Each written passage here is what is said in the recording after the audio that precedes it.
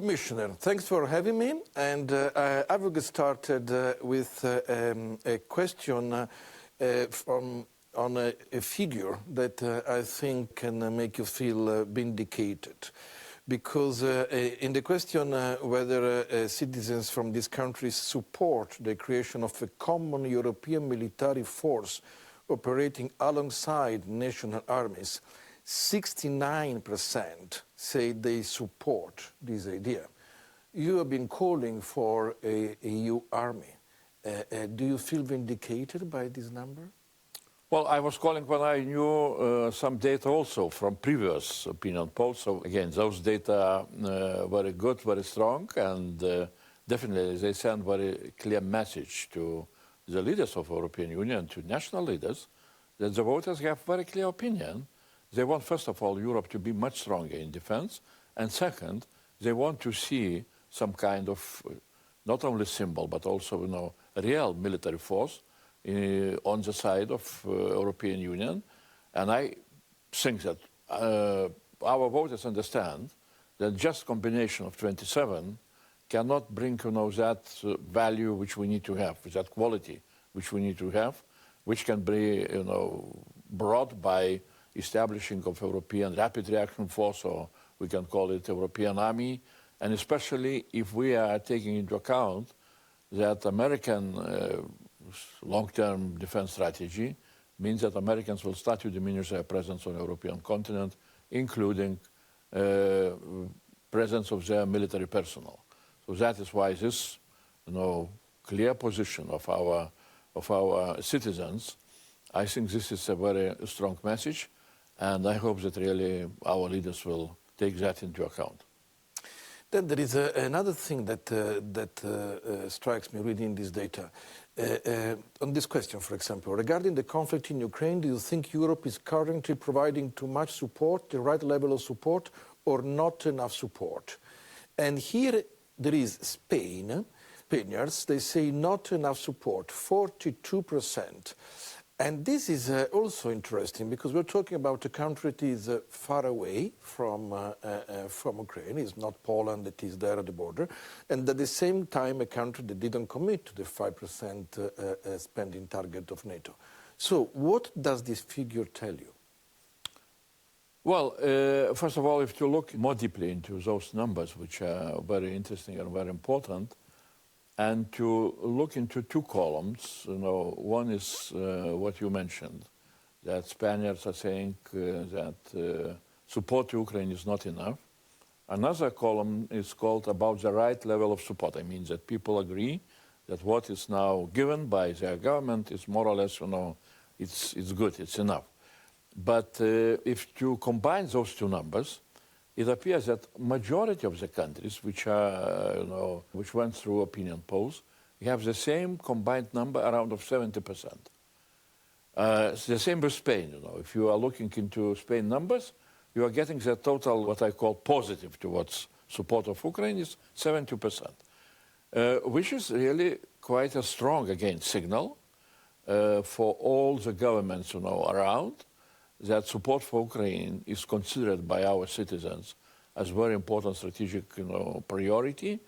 And if the countries, governments are not delivering, again, that is what perhaps voters in those countries are not very happy. And that is why in Spain, really, we see quite a strong, high number in terms of where people are dissatisfied. They're saying support is not enough.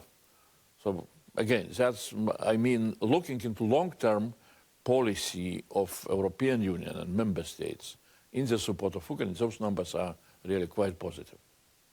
And then there is another point that comes from the next set of questions, that is, that shows a different relationship now of citizens with NATO and the EU. Because it seems from this data that it's easier for Europeans to actually defend a country that is under attack within the EU than within NATO. Because ask if a NATO member state were attacked by a foreign power, would you support sending your country military forces to defend it? 37% say yes, definitely for NATO, but 40%, so higher, say yes, definitely, if we were talking about a European member state, not a NATO member state.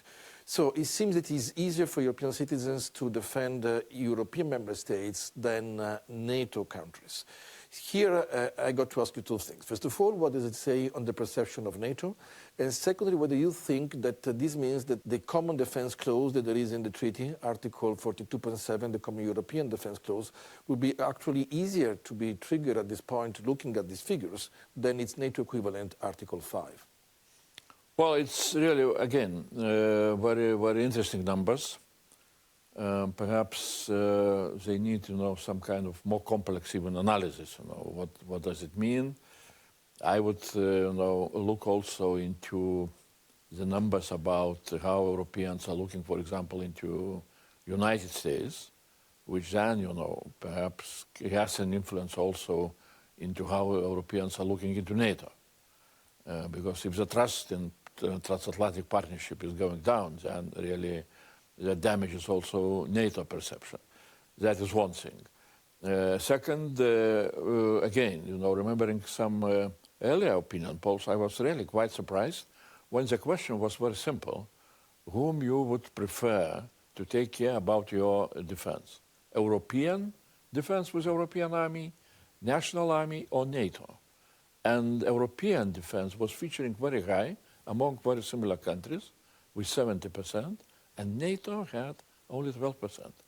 So it means the trust of Europeans into themselves, into their capability, into their, what we can call independent capability, is becoming quite high.